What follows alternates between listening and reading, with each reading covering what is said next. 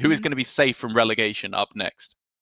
Thank you, Derek. I was avoiding trying to talk about this one because this particular matchup, just looking at the two names in the context of the bracket they're in, it's just rough. Flurry and DawN. These are two guys who have been at the very beginning of the Korean Hearthstone scene. They're teammates, best of friends. They said that they would want to be handcuffed to each other if they had to pick a GM to be handcuffed to for a month. And I don't know, I think of them as a package deal. I can't imagine a Grandmasters with DawN but not Flurry, or Flurry without DawN.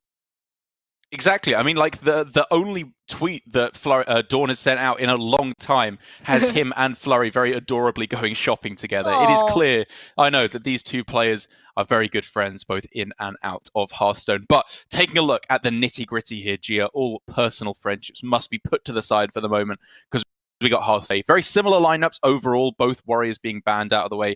Demon Hunter and Highlander Hunter for both of these players. It's just the Druid for DawN and Flurry's almost signature deck at this point of the Stealth Rogue that he has available on his side.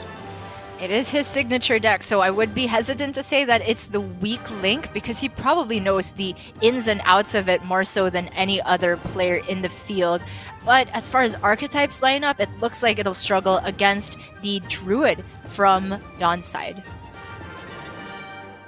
Yes, that could definitely be the weak spot. Again, you're not running the Questing Adventurers, so it is that little bit weaker. But even then, I would say I think Flurry has got a good chance of getting it there. He still has some powerful cards in the matchup, the Edwin in particular, and also there's more ability to curve out, go for damage in the early game, which the Druid can definitely be susceptible to.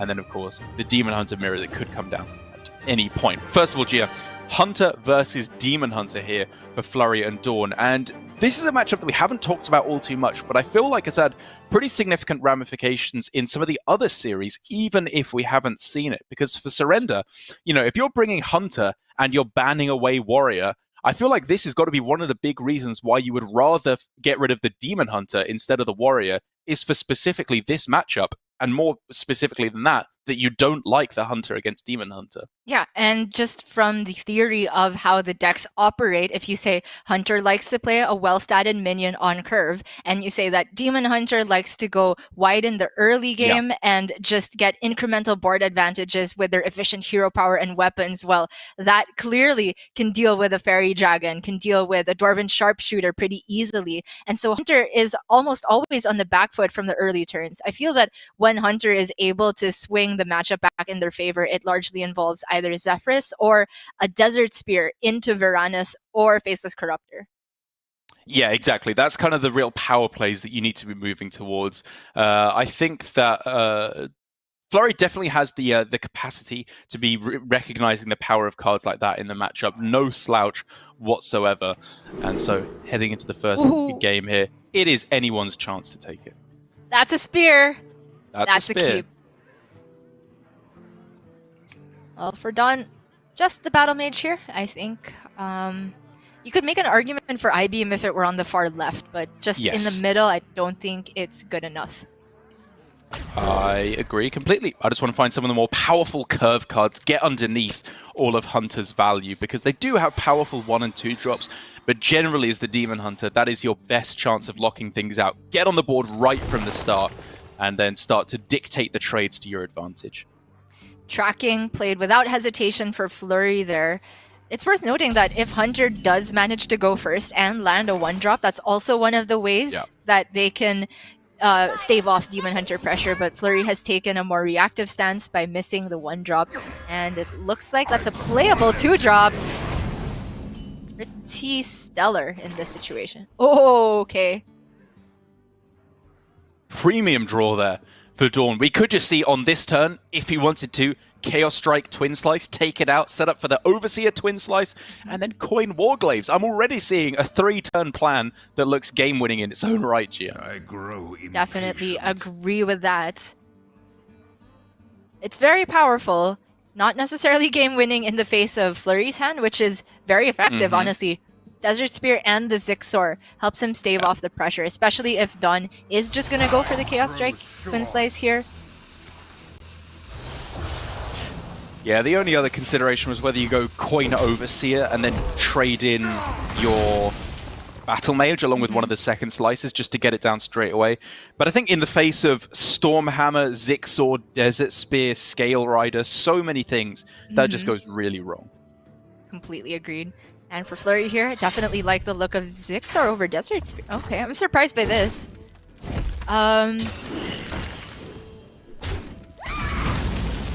So the thinking is that you really want Desert Spear online for turn 5, assuming you're going to draw your Faceless Corruptor.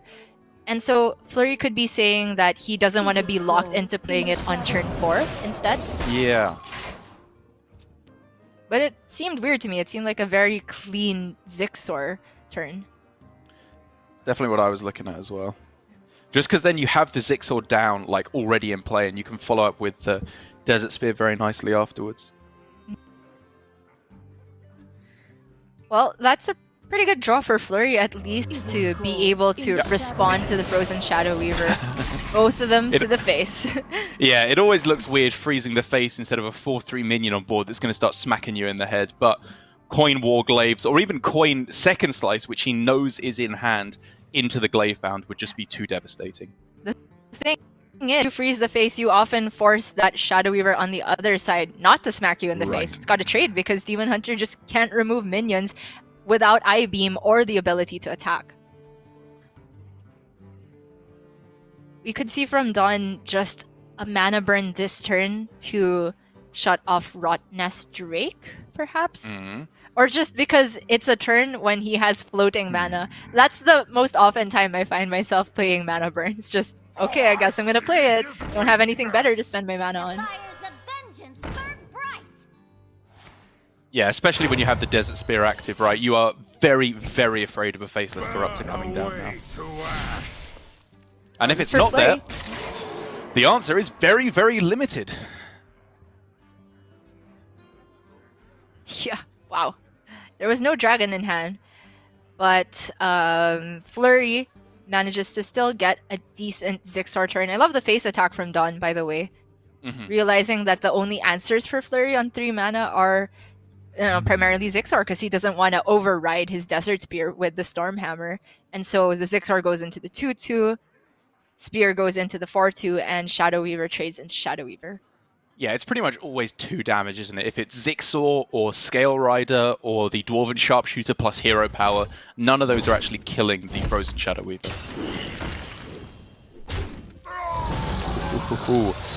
Flurry tanking even more damage here to preserve a board. It obviously has its upsides because he's able to get something on board and try and fight back, but against the Warglaives, it's pretty disastrous. Yeah, it's true. DawN has so much health to work with. Even if Flurry is able to develop something this turn into Dino Tamer Brand, DawN just has the Skull of Gul'dan. Yep. Okay. Playing a 1 and a 5. Yeah, you just play the Rotnest Drake, right? I mean, yes, it feels bad not to get Battlecry value, but you're definitely not going to play it next turn anyway, because you got the brand locked up. So I like that he's just playing it for tempo. Even gets the swing in. That's another 1-1 on board. That can start hitting face. Let's get everything he can down. And the Satyr Overseer off the top.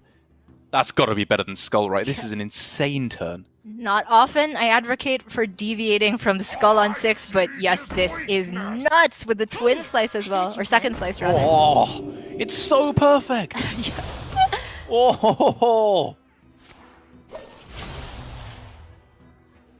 very nicely done by DawN, meaning that Dino Tamer Brand, you know what? Send it face, be my guest, says DawN, and he will very, very often just have lethal on the backswing. Flurry needs Zephyrus. Pretty much. There's nothing else.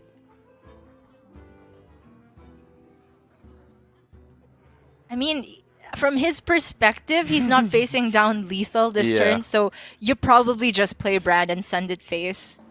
And to be fair, even with Skull, it's mainly 2 mana where you start activating the the Glavebound, the second Warglaives, things like that. Yes. I mean, Flurry was in a very similar spot yesterday in his 10th match versus Kin. Yeah. I think this was Hunter versus Druid instead, where he was trying to play around, very discreet outs for lethal. Yeah. But you need to toe the line between setting up a win condition for himself. So Stormhammer Hero Power Face would set DawN to 12, which means Dino Tamer Brand plus second Stormhammer is 1 off on the following turn. I just want the 8/8 on board. You'll find me wherever the action is. Yeah, fair enough. Fair enough. Any other way he could have done it and to set up lethal, and you would go about it that way, but this is just the best he's got. Oh! The trade! Immense respect. The thing here is that he can try and run DawN out of resources, but once he sees the skull, Yeah, he knows the disaster that. card.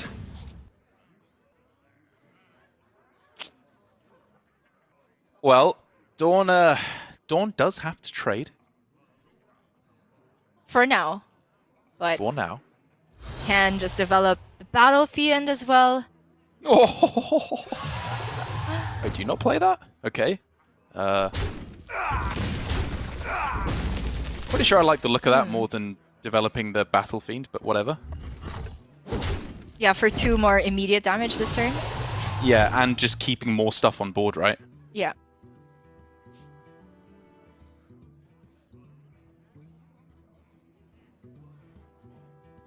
Okay, no dragons for Flurry, but 3 dragon payoff cards. You hate to see it. Yeah. Still looking to be a pretty good spot for DawN. Not quite lethal yet, but very, very close and very likely to get it as well on the following turn. So Warglaze into Skull. Yeah. Even got the I-beam if he needs to follow up. Alas, poor warlock. Wow. Okay, that's good. That's very, very Is good. it gold in the shadows? Yeah, this is nuts. They will never catch me. Even if Flurry draws a dragon, not gonna be enough burst from hand. Did he not want to draw there? Okay, just played it in the wrong order. Ooh. And yeah, I mean, honestly, Gia, this is like overall from DawN. I think he's known exactly what to do in the matchup, but this is what we're seeing from him in these incredibly high-pressure situations. You know, he is a couple of matches away from being eliminated from Grandmasters, and he takes it out on himself. You know, even hitting himself there at the end. You know, he's got to be kinder to himself and believe in himself because he can do this. He just needs to believe in himself. So stressed out. This happens in Hearthstone a lot of the time. Even the player who wins the match, if they feel like they made any mistakes, they're often harder than the player who lost on themselves. We were seeing it on EU last night. We see it from many, many players, and it just hurts to see DawN in this state because on a normal day, DawN is the happiest, most cheerful, and one of the most sociable among the APAC Grandmasters. I really, really hope that he gets it together for the rest of the series, especially also just as a show of him playing at his best against one of his best friends. Exactly. I mean, it's a situation that we see a lot from... I see it personally in Hunter Race, actually. In my opinion, if not the best player in the world, you know, top 5 for sure after his performance last year. And there is no one more critical of his play than Hunter Race himself. He gets very downtrodden whenever he messes things up or if he's not taking the wins, even if he doesn't feel he deserves the wins, even when he takes them. As we're seeing from DawN there, takes the win, but still not happy with his performance. But I think a calm mindset, just not letting things get to you, trying to imagine, as difficult as it is, that it's like any other series of Hearthstone, and he should be able to get the job done, even if it is against his good friend Flurry. So, before we can head into the last couple of games, we are going to go to a short break, and when we come back, we will see who will be safe from relegation out of DawN or Flurry.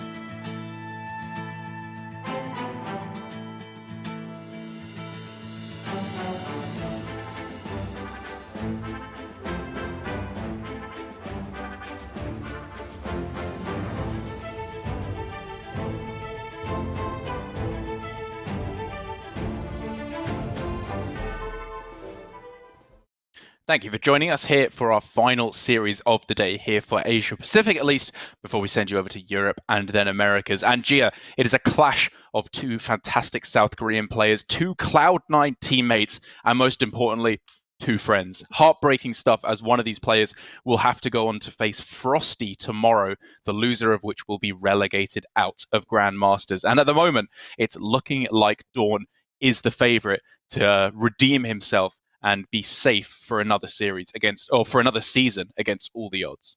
That's right. He's managed to get the win with the Demon Hunt. As we've said over and over again throughout the course of this season, it is the deck that you can't really rest on your laurels just because you've gotten a win with it. It's very likely that Flurry gets a win on his side with the Demon Hunt. Then we're back onto essentially a best of 3 with the remaining classes. But that's where the kicker really comes in, because Flurry's Rogue looks like it's going to struggle versus either the Hunter or Druid from DawN.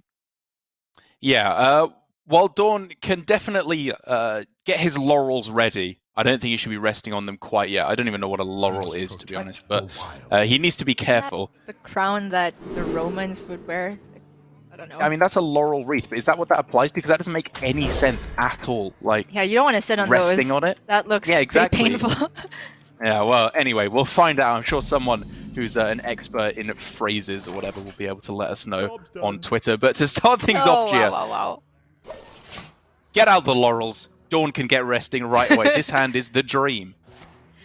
It is insane with the fungal start, but I will say that Flurry's start is no slouch as well. The coin Felma, pretty much the best thing you want to do as Hunter on turn 1, and then he follows up with Scavengers into, I believe, a guaranteed Zixor, because Flurry is not running any additional beasts outside of the Diving Griffin. True. As it stands, DawN has powerful start. Not hit. Okay. Ooh. Well, the fungal this turn will put him up to 10 cards unless he discards something. But even then, I think that you just sit just on don't this care. hand. Yeah, you chill. Absolutely. You are not throwing out this Innovate. You have to go Innovate Glowfly on the following turn in order to capitalize on this board. This hand is the you rest on it. Okay. Flurry can play out the Primordial Explorer. If he's expecting the Vate Glowfly, then that's another minion that can trade on board. And then the Zixor, of course, has Rush. So it's 3 Glowflies potentially answered next turn. Yeah, I mean, he could still go Zixor this turn and then Diving Griffin as well next turn. But actually, with the pickup of the Faceless Corruptor, the Griffin will no longer be drawing anything. So he probably wants to make sure that Zixor can die as quickly as possible. Very possibly a reason for this play. The other thinking is that maybe they just don't have the Vate Glowfly, in which case you really want more damage on board to try and pressure them. Probably but a better point. Unfortunately for Flurry, there. Oh, Is this fishing for Zephrys already? Oh. What does it even do? It's for next With turn. 1 mana. Yeah. Oh my gosh. There's double Roar in hand. Of course, only 1 can be played next turn, but... Probably just have to take Varanus here. Okay. These are all just not great for the situation. Yeah, I mean, they were all very bad. I will admit that. Okay. Oh. Wow! Wow, Flurry! Oh. Wow! This man has no fear whatsoever. 7 times 4, 28 damage. It's only the taunt that's keeping him alive. There's the Wrath and the hero power going in, though. I mean, the hero attack. Yeah, it's 28, but... Okay. Yeah, I think you could only get 28 through there. Even still, I think might have been worth. Very possibly. The other is you can say you want to get the Iron Bark down. Make the Zephrys a little bit more awkward, not just a Lightning Storm. But DawN is going for maximum clear potential here. It realizes that on 5 mana, Flurry still needs a Zephrys to deal with this without a board of his own. Zephyrus Lightning Storm, I guess, is the only thing that protects Flurry here, and not presented. He throws it down. DawN is 2-0 up, Gia, 1 win away from saving himself for another season. Flurry just seems so defeated here. Like, even from his perspective, if he just plays Rot Nest Drake, he's not necessarily dead on the backswing. And DawN is going into 6 mana, so it's not like you're scared of Overflow or Mount Seller immediately. He just kind of felt like it was too far behind. We did see DawN the Savage Roar, but I think in most circumstances, you wouldn't concede that quickly. Yeah. I guess if you thought you had any chance at all, it's such a tough situation. I mean, it's pretty clear that if there was any reasonable hand whatsoever there for DawN, he was just lost. But I agree, it speaks to the players' mindsets here. We're seeing both players not showing good fundamentals in terms of how you should conduct yourself to have the best mindset going into a series of Hearthstone. DawN clearly stressed out, beating up on himself, almost literally, for messing up a couple of small misplays in a series that was already won. And then Flurry just throwing down a quick concede. This is not a happy game of Hearthstone for these players. It's really rough. I wouldn't blame them for just trying to get it over with in whichever direction, because it must feel so painful to have to face your best friend in this situation in particular. But for now, we are going to see another shot at the Hunter from Flurry. Yeah, 2 losses with it now. His third and final chance to get redemption up against his teammate in DawN. And he's got a pretty good hand, I would say, to get rolling with at the start. Mirror. Very relevant cards are, of course, Zephrys, but also Desert Spear once again with Faithless Corruptor and the Rot Nest Drake. Always the ever-present threat. Zixor, when you have Zephrys in hand, obviously loses a lot of its power because you're guaranteed to hit a 3-drop on the following turn. And with Rot Nest in hand, I think, to be honest, you might just be looking for the curve of Zephrys Wild Growth and hoping to hit a dragon. I think that is perfectly valid. It is dependent on what else Flurry draws. And maybe he didn't want to commit too hard into that and instead look for a 1-drop because, of course, he is the player going first. And gets the Rot Nest back anyway with dragons. We could just see the plan you were advocating for. Very possibly, especially with a couple of very big minions coming down over the next few turns. Felmore, obviously Scavenger's Ingenuity into a buffed up 3-drop. Powerful stuff. But we do see Flurry foregoing the chance to get Wild Growth. Whoa. Job's done. Wow. Both players are committed now to using Zephrys later on at a time when the curve isn't quite so smooth. Yeah. Although, having said that, the curve isn't that smooth for Flurry. Is he just going to go face a hero power here? He's setting up for a very aggressive game plan, whereas he could have had a very nice smooth curve that I personally really like the look of Zephrys into Wild Growth. Well, that was on turn 2, but were you thinking of Zephrys on the 3-mana turn? No, I mean Zephrys on turn 2, sorry, like even before. Right. Okay, as the original game plan, sorry. I was wondering if he was supposed to go for it instead of hero power on that turn and just take a water elemental. It feels bad, but probably not as bad as this turn feels. Granted, you could just take cleave here. It's fine.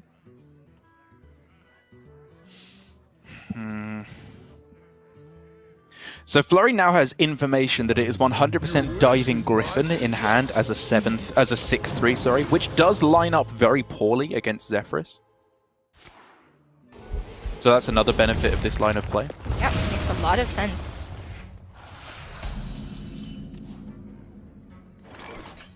Whew.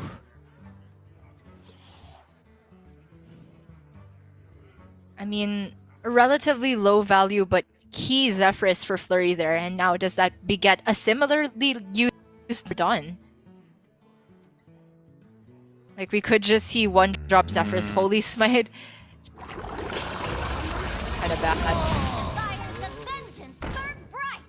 He still continues to hold back. I mean, I guess if you just go for Corrosive Breath plus Zephrys, it's going to offer you, I don't know, Earth Elemental or something bad for the next turn, which you just don't really like the look of at all.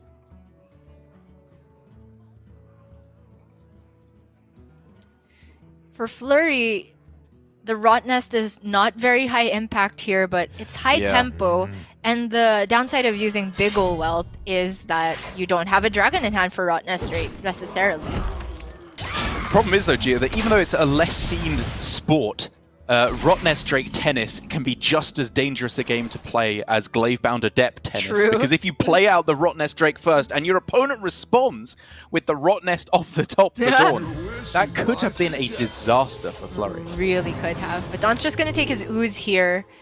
Yep. And try to make use of this type of pressure. Actually, this type of shape board against Hunter in the mid game is low-key very annoying because this is the time when they want to go for Rotnest Drakes, and it doesn't deal with too small minions too efficiently. Yeah, I mean, even Siamat just answers evenly against this board with Rush Wind Fury. Like, it's not a great board for Flurry to be able to answer, and now DawN can respond back With in the tennis. kind. Yeah, I suppose with the Rotnest Drake. Unless he just wants to be an absolute god and slam the Dragonbane. Oh, I thought you were going to say slam the Varanus, because I think that has merit as well. But in terms of you're expecting a Siamat, obviously you would rather the Rotnest Drake get traded down instead of the Varanus. We could also just see Diving Griffin and Desert Spear. This is actually great to set up for a swingy Varanus. Love it. I think you want to spend the... you want to play the Diving Griffin while you can, because it draws you 6 sword to go for on the following couple of turns. And also, like you said, Desert Spear Varanus is an insane combo. Yeah, he now has an insurance policy for Dino Tamer Bran. I don't see a way back into this for Flurry, especially given that the Zixor is coming down on turn 8. If he goes for his own Diving Griffin... Well, yeah, it's oozing it's kind of here. too slow. Yeah. But still, that 1-1 is devastating with this Varanus. I mean, do you even go for Varanus? Like, there's so many good ways to go the about Drake this. is You can better, go right? Rotnest, Hero Power, everything is nuts.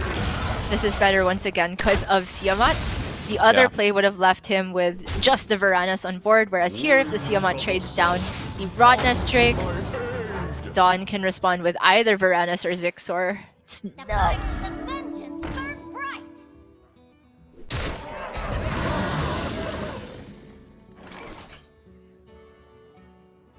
So the only thing you're afraid of now, really, for DawN is Dragon Queen Alexstrasza on the following turn. How do you best set up for that? And what this does is put 8 damage on the board now. Sets up for Dragonbane potentially to either get lethal or clean up the rest. And you can see Flurry knows exactly how disastrous this is for him. It's to the point where I wonder if DawN was supposed to trade off 2 4/4s there into the Siamat. I feel like the wider board was even more threatening, whereas with this kind of hand, Flurry can go to parity. Or stay ahead even. It's true. Yeah, maybe you're right, actually. Yeah. I mean, DawN was just staring down a non-Wind Fury Siamat there. 6 damage to the face is just putting him even with Flurry's health total. I think that is pretty bad for DawN now. Of course, he still has a pretty good swing. Varanus and the Og Merchant to shoot. Zixor is pretty good.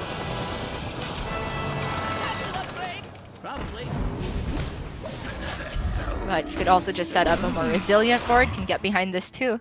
Okay, this is very, very difficult to deal with for Flurry, and even with Dino Tamer Bran off the top, it's still a scary situation, but that is the kind of card that Flurry absolutely needs to have any chance here. It's so nuts, right? He just kill commands this Bone Wraith. Yeah. Dino Tamer Bran, the Sharpshooter trades off the other half. He can VT the Og Merchant to make it so that there's a very awkward board for the Dragonbane to try and snipe. I think Flurry's pulling this one back. He was so far behind Gia. How could he possibly wrestle this one back? I think it was that Zixor play from DawN, honestly. Yeah.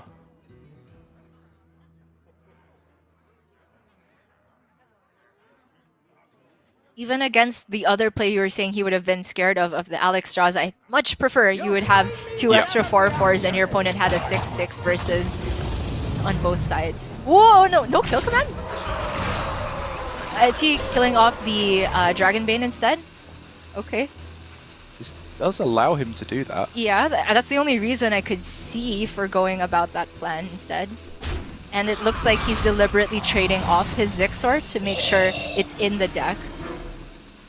Very this safe just works play. out so disastrously though for him. Yeah.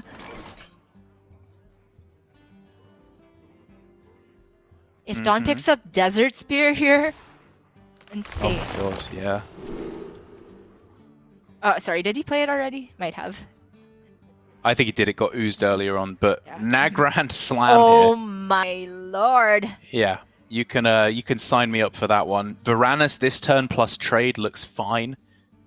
And then you just have a powerful play next turn, right? It looks pretty easy. The argument for other choices is the Dwarven, so he shoots down one other thing immediately, but because the only big threat here is the King Crush, Yeah. I much prefer the guaranteed Grand Slam.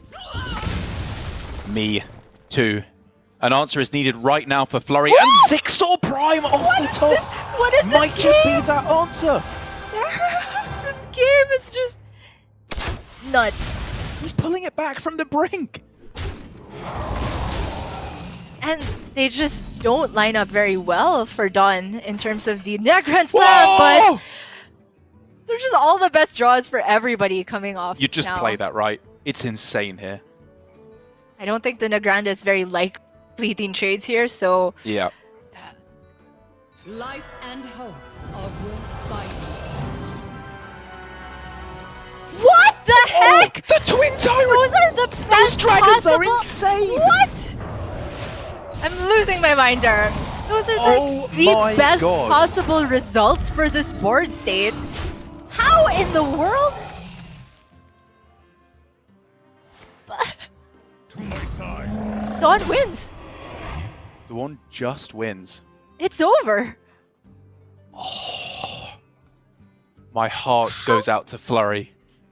That was absolutely brutal. But at the end of it all, DawN this close from elimination. He was almost automatically relegated out earlier on in the season. But now, he is safe. Hope Raven's watching. This is about to be in a Grand Slam lethal. But you're right, it's so hard to watch for Flurry. Head hung down. It's going to the final day of the relegation bracket. We're gonna see Flurry versus Morrow. Battle of fast food desserts. But Yeah, for DawN, I mean, DawN doesn't even look happy, even though he's guaranteed back for another season. That's huge. He's safe, but he feels bad for his friend and possibly the way that game panned out towards the end. I mean, can you imagine how you must feel there? You have to take down one of your closest friends. I imagine probably not only in the Hearthstone community, but probably just full stop, and potentially send them that little bit closer towards relegation. It is impossible to celebrate there for DawN, but at the very least, I think he can try and turn things around for next season. There were quite a few situations there where we saw him definitely let the pressure get the better of him. You know, when I talk about these storylines of a lot of players in APAC suffering under the heat of competition, I feel like DawN, for the most part, sadly, was the biggest culprit of that. He was allowing the incredibly high-stakes situation get the better of him. And it felt like he just didn't believe in himself at a lot of points along the way. Whereas if he does, he has shown us time and time again, he does have what it takes to be one of the best.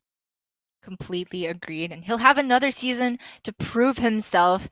But now it's all about Flurry versus Frosty tomorrow. And for Flurry, oh my gosh, between the outcome of that Dragon Queen Alexstrasza giving Twin Tyrant a evasive word, and if you roll it all the way back to, I think, the Swiss portion where Alutemu Conjurer's calling Alutemu's Mount Seller for God, lethal, yeah. and it gave Wing Guardian. I don't know. It just seems to be cursed. I mean, that alone, right? Maybe that, like, you can track it back to wherever you want. There are so many points that I'm sure he's imagining. If only that had gone different, if only that had gone different, he would, of course, been able to survive. But like you said, Gia, the Flurry versus the Frosty here to close things out. The loser of that series is going to be out of Hearthstone Grandmasters. I cannot wait to see the result of that one. Can you? I don't want to see it. I hope this match never happens. Frosty's a great friend. Flurry is an excellent member of the GM roster for APAC with a huge following of his own, and both very strong players, and they're both in their own right. It's just really tough. Hard stuff indeed, but this is how it works, Gia. You told me to toughen up, now it's my turn. Okay. This is part of the deal with Grandmasters. And of course, it is not all bad news. Even though this is the last week of Grandmasters here, we have Masters Tour Yongchipping, which is going to be in the same place next week here on the Hearthstone Esports YouTube channel, where we will be having a much better idea of who the players advancing through to the APAC Grandmaster system next season are going to be, given that the Masters Tour events kind of feed into Grandmasters. So it's the circle of life, Gia. We have to go out with the old and in with the new to make sure that we are constantly fostering new Hearthstone talent. But that will be all kicking off tomorrow, where we have our semi-finals, final matches to find out who's going to the World Champs and also who is going to be relegated out. The most exciting day of Hearthstone I think we've had all season coming up tomorrow, Gia. Very, very true. We're going to see the best of the best in APAC fight it off, but also on the flip side, going to have to say goodbye to one more person. You're absolutely right. I can't be too soft about it. It is a circle of life, and with new slots in GM, it makes room for some of the front runners in Asia Pacific already. Based on the prize totals that they've earned throughout these Masters tours to possibly get promoted into GM. You and I have a lot of names that we would be excited to see in the Grandmasters ecosystem. But first, we have to get through tomorrow. And I am so excited to see who we're sending to Worlds. Cannot wait. We are all done, that means, for today here for Asia Pacific. Still Europe with Raven and Sottle, and then Americas with Frodan and Doa coming up at the end of the day. They are, of course, going to be finding out who their second two players going through to the semi-finals are going to be, and marching one player that one step closer towards relegation. Devastating stuff, but I, for one, am going to be eagerly watching along with you. So, without any further ado, let's get that rolling. Send you over to Europe and with Raven and Sottle. Thank you for watching today. We will see you tomorrow.